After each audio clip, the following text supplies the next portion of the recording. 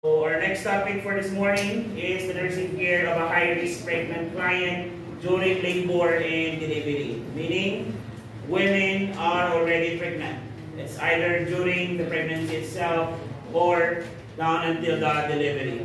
For these conditions, we are going to tackle them, okay, one by one, all the conditions that I have listed in the module or in the syllabus, plus all of the discussions that I'll be giving here. Majority of it comes from the module that I have attached in your Google Classroom. Do I still have students who are not yet added to the Google Classroom? Wala na. So lahat ay added. So let's continue. So kung pinag-usapan natin sa mga previous videos natin, yung mga pre-gestational conditions, ang pag-aalala naman natin ngayon are the gestational conditions. From the word itself, gestational means the woman is already pregnant. Buntis na po si mother, natapos na ang conception, implantation occurs, whether it's the first trimester, second and third trimester. These are the possible complications that may arise when a woman got pregnant and has these conditions. Okay? So these conditions that may affect the pregnancy outcome, meaning it may lead into an abnormality to a growing fetus, or it may lead to the death of the fetus itself, or the termination of the pregnancy. So for this morning, or for this moment, we'll be covering the topics like your ectopic pregnancy. So you already have an idea what is ectopic pregnancy. It was discussed during your first semester at least. Napasadahan siguro ng mga professors nyo. We have your gestational trophoblastic disease, commonly known as H-mole or Hydatidform mole. Then we also have your incompetent cervix, followed by your abortion, premature rupture of membrane, also known as your PROM, PIH, HELP syndrome, multiple pregnancy, preterm labor, DIC, post-term pregnancy, hydramnios and oligohydramnios, and your RH incompatibility. I'll be discussing all these conditions one by one. Okay, and for more information, because I'll be just giving the gist or the must-knows with regards to this discussion, please refer to your module for further readings. So let's start the discussion with the first condition, ectopic pregnancy. So before we discuss this, may I ask for any idea from the class, what is ectopic pregnancy? Anyone who would like to try? No? No? What is this? Ectopic pregnancy is? A pregnancy outside the uterus, meaning implantation had occurred outside the uterus. So the proper implantation, okay, should occur within the uterine wall. Okay? Within the uterine wall. Though not all uterine wall attached placenta is considered normal, but at least dapat within the placenta or within the uterine wall sana. Pag-usapan din natin yung mga low-lying placenta kasi later on yan. So again, pag sinabi natin ectopic pregnancy, this is a pregnancy, okay, that occurs outside the uterine wall. Okay? Implantation occurred outside the uterine wall or the uterine cavity. So common location is your fallopian tube. Okay, fallopian tube. You know your fallopian tube? Still remember fallopian tube? Yes. Then you have also your ovary and abdominal cavity. Extrauterine na yan. Okay, lahat po yan ay extrauterine. So we say extrauterine outside the uterus. But among those locations, the most common is your fallopian tube. You can still remember from last semester in what particular part of your fallopian tube common ang inyong ectopic pregnancy? Your letter A, ampulla. Tama ba? Yes, because this is the most narrowed portion of your fallopian tube. Is that where the egg cell or ovum waiting for the sperm to be fertilized? Yes, doon siya naghihintay. In some cases, it will immediately implant itself on that portion of the fallopian tube. Okay? Pero dapat hindi. Pag nag-unite sila inclusive, they have to travel to the rest of the part of the fallopian tube and goes into the upper portion of your uterine wall to for implantation. And that will occur from the day that you have sex to 10 to 12 days. Okay, or 12 to 14 days in some book. On the 14th day after you had sex, mag-attach na yon. The trophoblastic cells will start to attach itself into the uterine wall and will start now to release your what? HCG. Therefore, when should be the best time to perform or to get your pregnancy test? At least 12 days and above from the last intercourse. Okay, at least in some book 10. Kasi nga, from the 10th day, 8 to 10th day, di ba namumuna yung morula? And morula is divided into two parts, the embryoblast and the trophoblast. Whenever you hear the word trophoblast, it is the cell that produces HCG, which makes a pregnancy test positive. Okay? Positive. So yan po yan, ectopic pregnancy. Sir, yung mga pregnancy markers, makikita pa rin ba sa mga ectopic pregnancy patient? Yes, magpa-positive pa rin dyan ng PT. Okay, you would still see a fetus, however, the fetus is not located within the cavity of the uterus. Clear? Yes. Okay? So this is what an ectopic pregnancy looks like. It will develop either of the following areas. It may be here, which is the most common, ampulla. It can also be in the isthmic part or the isthmus of your fallopian tube. Okay, this is the place that it should be implanted. That's the upper part of the uterus. This is the last portion of your fallopian tube. In some cases, doon na mismo sa ovary. Okay? And this part, cervix naman po yung iba. The problem with this one, pag cervix, andun siya. Eh, di bang cervix dapat nakasara?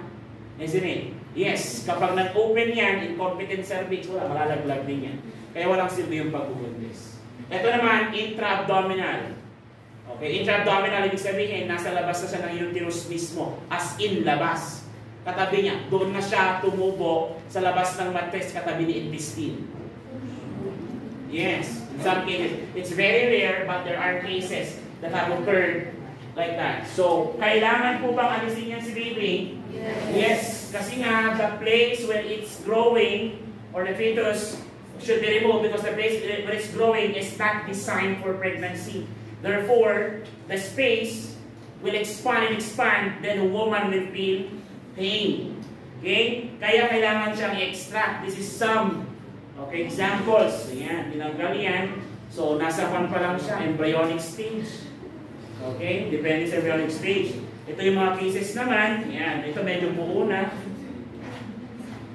Okay? Ang problema kapag sa may ovaries yan, pati si ovaries natanggalin na. Kasi bubukok yun.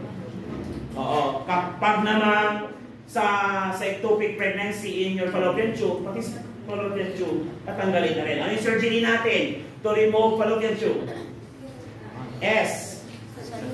Salpingectomy. Walang OO. Si OO siya si ovary. Salpingectomy. Removal of ovary, oophorectomy. Removal of uterus, hysterectomy. Hence, pag tinanggal mo sila lahat, meron yung mnemonics na TAHBSO. TAHBSO. What does it mean?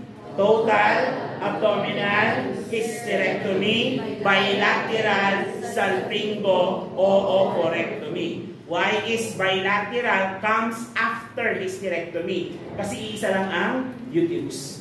Unlike yung inyong fallopian tube and ovaries, magkabilaan. Kaya bilateral salpingectomy. Kung tinanggal both ovary and both fallopian tube. Are we clear? Yes. Pero kapag ang tinanggal lang naman is the uterus, ang tawag doon TAH. Total abdominal hysterectomy. Okay. Kung tatanggalin yung sutalo naman, tatanggalin na lahat kasi ano pang silbi ni fallopian tube. Diba? Okay? So ovaries. So sa ovaries, may silbi pa si ovaries kasi yung production ng hormone.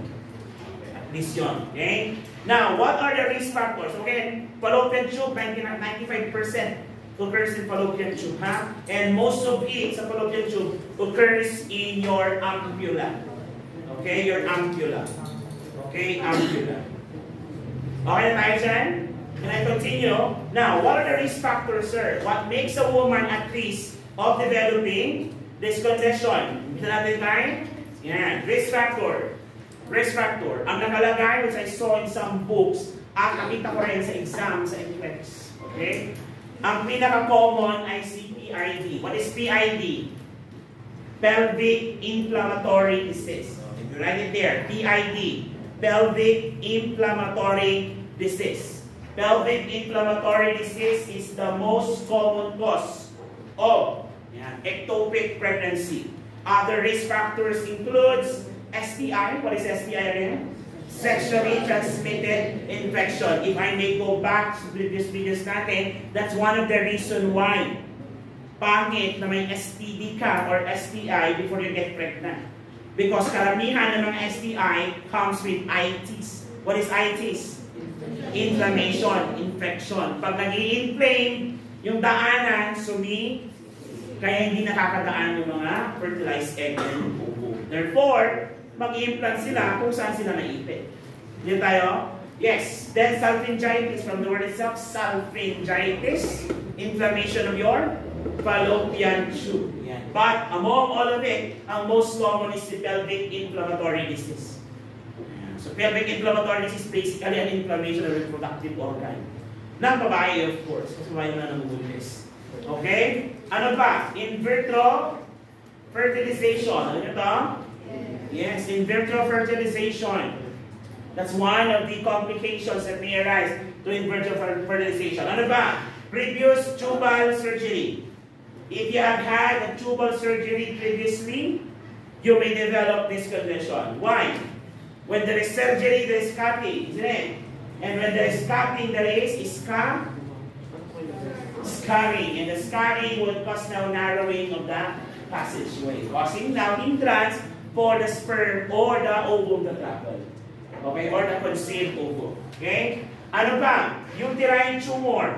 Malas-malas ka, yung tumor mo, tumubo doon sa dadaanan mismo ng fertilized ovum. Okay? Ito, di ba nyo? Smoking. Smoking, binawawala. Am I right? Smoking. Diba yung effect ng smoking, because it has a vasoconstriction effect, it has constrictive effect, kaya ganon. Smoking. Kaya ladies, at least ka, kapag smoker ka. Okay? Next, history of ectopic pregnancy. When you had it before, you may have it again. As simple as that. Okay? Again, let me repeat.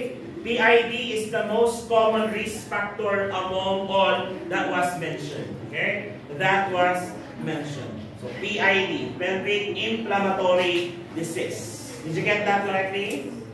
Okay tayo? Okay, let's continue. What are the signs and symptoms, sir? How will I know if I have ectopic pregnancy or if my patient has it? Okay? So, mga pasyente ko, meron siya ng mga risk factors. Paano ko malalaman kung siya ay may ectopic pregnancy, sir? These are the manifestation, but the most important is the triad manifestation. Your triad manifestation includes amenorrhea. What is amenorrhea again? Absence of menstruation, vaginal bleeding, commonly seen as spotting, and ito yung pinaka-common, unilateral abdominal pain or tenderness. Unilateral abdominal pain or tenderness. Kasi nga, dito lang sa kabila. Bakit kaya sa kabila lang? Okay? Kaya pag sumakit ito, buntis ka, or hindi mo nalalamang buntis, okay? Isa rin sa kinoconsider, pag sumakit ito kasi, pwedeng appendicitis. Maraming condition in the abdominal. Kaya nga dapat alam nyo ang anatomy and physiology nyo. Pag pinunta ang pasyente sa clinic or sa hospital sa ER and the presenting symptoms is pain, where is the pain? You start searching for the PQRST. So remember PQRST? Yes. Diba? Or kung hindi man PQRST, start looking for the cold SPA. Still remember that? Yes. That assessment, cold SPA. So that will determine. So based on the given information, have an idea. Ano kayong possible condition ito? nasa right ang pain. Kung nasa right ang pain, pwedeng appendicitis. Pero babae siya, ma'am, may regla ka na ba? Hindi pa po. Kailan po nasa regla? Okay, sige, mag-PT ka po. Mga ganon. So, depende doon. Nakadepende yung mga test na pinapagawa ng doktor. Usually, on the lower abdomen, ang pain na nararamdaman ni mother. Okay? Ni mother. So, those are the triad manifestation. Let me repeat that again. Okay, ano ulit yung mga yon? Amenorrhea or the absence of menstruation. We have the bleeding, okay, spotting, and the unilateral abdominal pain or tenderness commonly in the lower abdomen. What are the other manifestations aside from the three? We have your severe sharp knife-like abdominal pain. Kadalasan niya baka pumutok na. Abdominal rigidity. Abdominal rigidity. Okay? Medyo yung abdominal rigidity na yan, you have to assess this further because the abdominal rigidity may be a sign of a secondary infection. Paano nangyari yon? Kapag ang fetus grows in the fallopian tube, the area is not enough to accommodate the pregnancy. Hence, it will stretch and stretch and stretch, then eventually burst. Puputok. Ang tawag natin doon, ruptured. Ruptured fallopian tube. Now, very common sa katawan natin, whatever foreign body is present on a particular part that is supposed to be not there would cause an immediate immune response reaction. Pag pumutok yon, yung content niya lalabas sa intra-abdominal cavity. Magkakaroon pa ng reaction. Yes, ang tawag natin doon, pag nagkaroon ng reaction at namaga, kasi na-infect ang peritoneum, we will call that as peritonitis. Peritonitis is manifested by an abdominal rigidity. Kaya, yung abdominal rigidity na yan can be due to peritonitis. Okay tayo? Yes, or in some case naman, the abdominal rigidity can be caused or due to hematoma, bleeding inside the intra-abdominal cavity. Sir, bakit may namuong dugo? May pumutok ba? Yes. Does it contain blood vessel? Ang blood vessel pag pumutok, dugo ng dugo, pag pinapigilan, pwede maipon. At pag may ipon na ipon yan, na-stretch na may-stretch ang tiyan, kaya may abdominal rigidity. Clear tayo? Yes. Are you following? Yes. Okay. Aside from that, pwede din siya magkaroon ng positive Collins sign. This is different from twilight. This is not the Collins in the twilight. Collins sign or health assessment review. What is Collins sign? Abdominal bleeding. Ano yan? Abdominal bleeding. Abdominal, intra-abdominal bleeding. Okay? Ito yung bluish discoloration peri-umbilical. Pag sinabing peri-umbilical, gilid. Okay? It is actually a form of ecchymosis. Ano naman siguro ang spelling ng ecchymosis, no? That assessment, ecchymosis, E-C-C-C-H-Y-M-O-S-I-S, ecchymosis. Ecchymosis, parang subdermal bleeding yung mga yun. So, magkakaroon ng purplish color dito sa gilid ng kanyang umbilicus. O, kung pakita yung umbilicus ko. Baka hindi pala malinis na kaya naman. Yan, purplish color yan around the umbilical, okay, area. And this is an example of hemoperitoneum. Kung sinabi hemoperitoneum, intra-abdominal bleeding.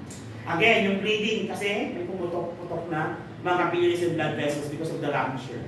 Clear tayo? Again, ecchymosis ang tawag dyan. Ecchymosis around the umbilicus. Anong tawag doon? Collins sign. Hindi lang naman ito ang may Collins sign. Ang Collins sign pwede mo rin makita sa mga acute pancreatitis. Mga patient na may acute pancreatitis. That's one of the manifestation. Another one is decreased blood pressure. Bakit may decreased blood pressure? Assess. Sige. Assess. Bakit may decreased blood pressure? Assess. Why is there a decreased blood pressure? You go back to the previous assessment. Sharp mind right, pumutok. Pag pumutok, mind Bleeding. Pag may bleeding, ano nangyari sa fluid? It exits the intravascular area. Tama ba? Pag nag-exit sa intravascular area, kamusta ang blood volume? Tumaas, bumaba? Decreased blood volume equals to decreased cardiac output. A decreased cardiac output leads on to decreased peripheral resistance. Pag mahina ang resistance sa peripheral vascular system, kamusta ang pulso? Bounding or weak? Weak. Kaya meron silang weak pulse.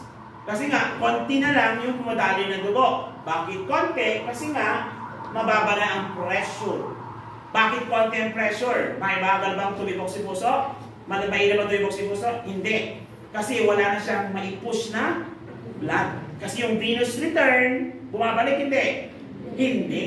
Kasi pumupunta siya sa ibang lugar. Saan lugar yon? Hemo-peritoneum. Saan? Sa peritoneum. Are we clear? So the blood is going out of the blood vessel. Kaya kumukunti ang ating blood volume. Basic yan. Kapag bumaba ang blood volume, mababa ang BP. Tama ba? Yes. Basic yan. Anatomy and physiology. And excruciating pain when the cervix is moved. Okay? Excruciating pain when the cervix is moved, especially during internal examination. Internal examination. And your wrinkling tenderness. Anong wrinkling tenderness? Yung mararamdaman yung babae na sobrang sakit ng kanyang puwerta. Oh. Wrinkling. Parang tender yung buong. Ito na. Basta, hindi ko siya masurok. Parang kang nagkukuhan. Parang yung babae. Dysmenorrhea. Pero parang lahat ng pepet mo, loob ng pepet mo, kipi mo, parang namamaga. Okay. Kasi alam mo yung parang pag may namamaga kang sugat, alam mo yung pakiramdam namamagang sugat, gano'n ang nararamdaman niya sa may kipi niya. Sa loob.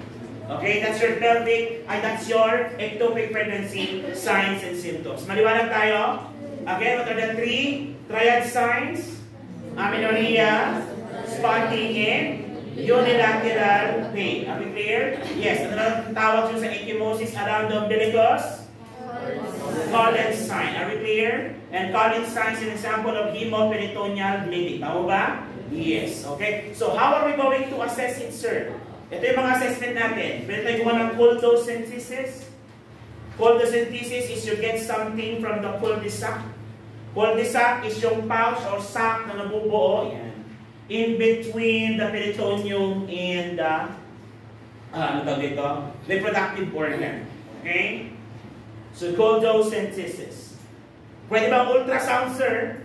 Yes. Pwede ka mag-ultrasound dyan. Kasi makikita mo na agad kung saan nag-implant yung fetus. Okay? Kung mapipiliin ka, coldosynthesis or cul-de-sac, ay coldosynthesis or ultrasound pa rin ang the best. Because it will give you a visual picture kung ano talaga makikita sa loob. Ito kasi may analysis pag gagawin.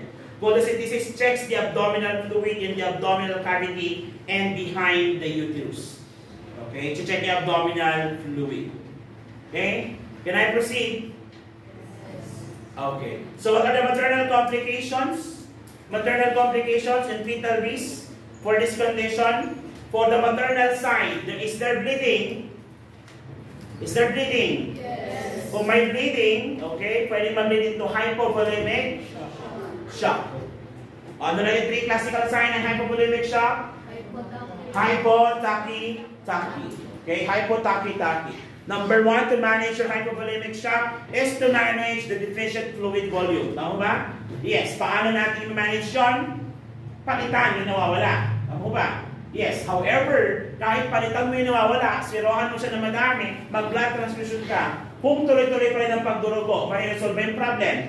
So, ang immediate na natin is what? To stop the cause of bleeding. So, kung ang cause ng bleeding is the bleeding ruptured fallopian tube, what should we do? Buksan mo, stop clot, tanggalin yung cause ng bleeding. Pag natanggal yung cause ng bleeding, saka tayo what? May swero na rin yun. Saka tayo magpo-focus sa pag-replace ng fluids na nawala sa katawan ng pasyente. Are we clear? Okay, so anong gagawin natin dyan? Depende sa case. Pwede bang self-injectomy lang? Yes. Yes, pwede yun. Kasi kung isa lang naman yung area, tanggalin mo lang yung area na affected. Kung hindi naman nasira yung ovary, kasi ang ovary may ibang gamit. Sir, pag hindi tanggalin yung uterus, kasi may kabila pang fallopian tube. Para pwede bang magbuntis yung babae. Ulit tayo? Yes. So pwede yung fallopian tube lang ang tanggalin. Ang tawag natin doon, salpingectomy. Okay? Salpingectomy. Salpingectomy. Okay? Ngayon, pwede siya mag-lead into infertility, especially kung magkabilaan na ang natanggal. Natanggal sa kabila, infertility.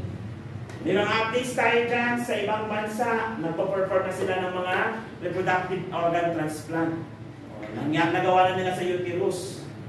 Yung ginagawa nila, mas mataas ang success rate from a living donor. Okay? Paso nga lang, mahirapan makuha ng living donor. So, kadalasan cadaver. Yung namatay, isip nila namatay, ililipat. Okay?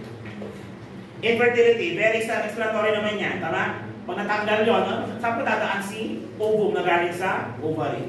Okay? Ano pa? Another ectopic pregnancy. Kung nangyari na once, it can happen again.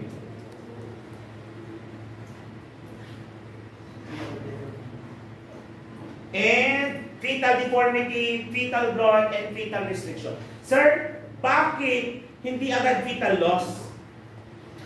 Bakit hindi agad fetal loss? Kasi nangyayari, fetal deformity. Okay? Okay? Kadalasan, or most of the time, fetus will die kapag ectopic pregnancy. However, kung yung place naman na nabuntahan nila is hindi siya ganun kasakit. For example, malapit-lapit na sa uterus. Alam niyo kanina, yung last part ng fallopian tube. Basta bumuka, hanggang hindi pumuputok, tapos umabot ng 24 weeks, then na CS, then incubate na lang yung bata. Okay? So, pwede yung ganon. So, possible, okay, possible, but less likely. Okay, less likely.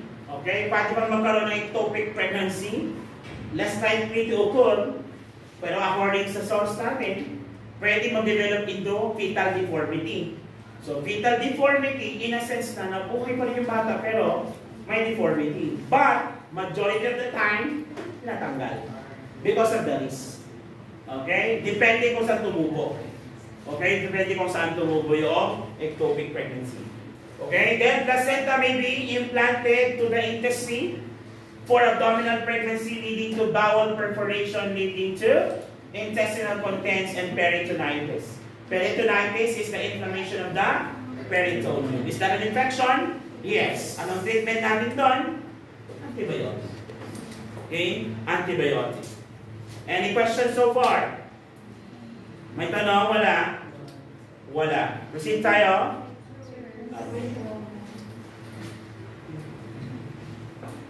So that is your maternal and fetal risk complication. So again ha, hypovolemic siya. By the way, habang sulat kayo, hypovolemic siya. If a woman is suffering from hypovolemic shock, or any person for that matter, who have suffered from a severe bleeding or severe fluid volume loss, okay? What is the management? Nursing management muna tayo before you go to the physician. Ano muna yung nursing management natin? Kapag nag-hypovolemic shock, position, the patient. What is the position of the patient? Modified Trendelenburg. Modified Trendelenburg. Nakataas yung kanyang paa. Okay, this is to promote venous return, so that the fluids from the extremities will go back to the what? Visceral organ. Visceral organ, the organs that within the sa katawan natin, ang cavity. Okay, intrathoracic or intra-abdominal cavity. Especially yung mga organs na kailangan for us to live. Okay? Ano pa? Of course, you have to address yung problema. Okay, yung bleeding kung saan nagmumula. Then after that, replace the fluids. Okay? Mabablood transfusion ba tayo dyan? Yes. Okay? So, management of ectopic pregnancy na tayo. Kung tayo sa ating complications. Anyway, these are all in your module. Okay? Management of ectopic pregnancy. The first one is assess for the signs and symptoms of ectopic pregnancy. Nasabi natin kanina. So ectopic pregnancy. So the triad sign and other symptoms. Triad signs includes amenorrhea, unilateral pain or tenderness, and your spotting or vaginal bleeding. Monitor for signs of hypovolemic shock. You already know it. Hypo-tachy-tachy. Hypo-tachy-tachy. Patient will need to undergo diagnostic test evaluation for ectopic pregnancy. Okay? In some cases, pwede namang hindi mag-surgery. Ang first treatment of choice nila minsan is to take a drug that would promote spontaneous abortion. Okay? Spontaneous abortion. Siguro ito yung mga exception to the rule in terms of your moral beliefs kapag pinag-uusapan natin sa abortion. Na pag ganito yung kaso that may endanger the life of the woman and eventually mamamatay din naman yung bata, tanggalin mo na lang. But still, it's a form of abortion. Kaya gusto ko liwanagan that abortion in general is not literally wrong. Okay? Nagiging wrong lang ang ating assumption kasi nga, majority of the abortions are intended or yung induced. Ginawa. Yung mga worst case ng abortion na nakita ko, yung sinungkit yung anak, tapos nailabas yung kamay, sinusod yung kamay, sinungkit ulit na. Hanggang sa hindi niya nakaya yung pain, ang dami ng blood na nawala, pumunta ng ER na naka-hosti pa yung isang kamay. Mga ganong cases tayo. Mag-abroad kasi siya, kaya pinalaglag niya. Or nag-self pa siya sa bahay. Wala din naman tatanggap na kumadron or doktor na maglaglag sa Pilipinas kasi hindi legal. Kaya ang sinarili niya na lang. Yung mga pasyente na parang ang hirap tulungan pero wala kang choice. Because they are your patient at that moment, then you have to treat or manage them. Okay. Pero ito mga cases siguro na pwedeng gawin kasi nga, anyway, hindi rin magiging viable yung bata. So tanggalin mo na lang, mag-abortion. Ngayon yung abortion, it's either they're going to do it manually or pharmacologically. Pag pharmacologically nila gagawin, they will use the drug methotrexate. Methotrexate. Kung papapanood nyo later on yung video ko about cancer, methotrexate is an example of your chemo drugs. What is chemo drugs? Chemotherapeutic is anti-cancer drugs. Anti-cancer drugs kills fast-growing cells. It's a fetus in fast-growing cells. So, targeted to. So, inom siya ng gamot para mag-induce ng abortion. But in this case, kasi nga, hindi viable yung baby. Or hindi magiging viable kasi nga, it's impossible. Lalo kapag nandun sa intra-intestinal. Paano ba mangyayari yun? Okay? So, inumin yung gamot. So, methotrexate is the most common drug used to treat ectopic pregnancy. Kung ang pag-uusapan natin is pharmacologic management in order to what? Remove the growing, okay, baby. Diyan tayo dyan? Hello? Are you sure? Yes. Ngayon, si pasyente mo, kapag siya ay nag-ectopic pregnancy, na-expose ba, ay by the way, dapat gawin mo ang methotrexate therapy or pharmacologic therapy at least 4 to 6 weeks in the pregnancy. Kasi nga, mahihirapan na tayo kapag beyond that. Kasi nga, halos nabubuo na yung bata. Okay, or your fetus. Now, kapag ikaw may ectopic pregnancy, the baby or your fetus sa naubo would still contain the blood. Tama?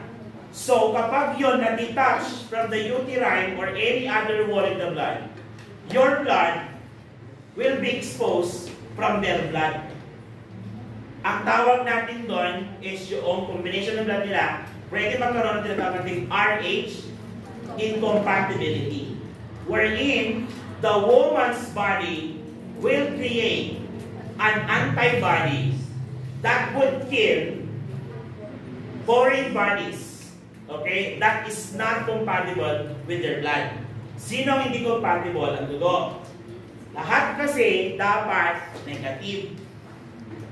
So kapag ang pinagbuntis mo ay positive, yan, nagkakaroon ng mixture of incompatible RH blood. Therefore, since hindi ko parehas ng RH ito or rhesus, foreign body. I have to kill it. So, ang gagawa, ang katawan ng babae, ng antibody that would kill positive RH na nasa katawan niya. Kaya, succeeding pregnancies will die. Sa RH incompatibility, nakukuha yung una. Kasi yung first exposure ni mother doon sa dugo na iba ang RH. But succeeding pregnancy na may ganong RH pa rin would be exposed to a negative RH na meron ng presence ng antibodies. Therefore, pag nabuntis ulit siya, papatayin yun ng sarili niyang katawan. Makukunan at makukunan siya. So kapag ikaw nagkaroon ka ng ectopic pregnancy, pwede ka bang magkaroon ng tinatawag na RH incompatibility? Yes. Para maiwasan na mamatay, to prevent succeeding pregnancy to be that leads into miscarriage or to wastage, magkakaroon tayo ng tinatawag na isoimmunization. What is isoimmunization? Isoimmunization is the production of antibodies against RH positive. Isoimmunization is the condition. Isoimmunization is the condition wherein the woman's body created an antibodies to kill RH positive babies. Ang tawag doon sa condition na yon, isoimmunization. Clear?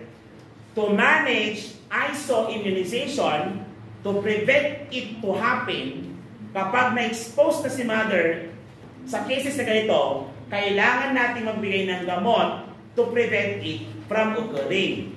Ngayon, what is the medication? The medication is known as your RhoGAM. R-H-G-A-M. Dito yan. RhoGAM. Listen ako. Ayan. Yan, RhoGAM. So, RhoGAM. So, after ectopic pregnancy, to prevent isoimmunization for future pregnancy, a RhoGAM will be given to the mother. So, for explanation, gano'ng karami na sa module nyo. Okay? Pero yun ang tandaan, RhoGAM. So, basically, RhoGAM is a medication to prevent the woman's body to create antibodies against positive RH fetuses. Are we clear? So that succeeding pregnancy or future pregnancy will live. Pag hindi naka-receive yan ng inyong RhoGAM, succeeding pregnancy will be eliminated. Okay? So blood transfusion for excessive blood loss, if there is, and counseling and health education should be done. Pag sinabing blood transfusion, how many types of blood do we have? We have 4 types of blood. So O, A, B, A, B. O, A, B, A, B. So everything goes down. Lahat ng arrow pababa. It cannot go up. Ibig sabihin, O can donate to everyone, while AB can receive to anyone. But AB cannot donate. Same as O cannot receive. Okay? Then dapat ang mga donors is more on negative. Okay? It's more on negative. Okay? Pag-aaralan niya sa ibang situation. Okay? So that is your ectopic pregnancy. Do you have any question? Any question? May tanong? Meron wala? Okay, so we will end the discussion on that, no? Okay.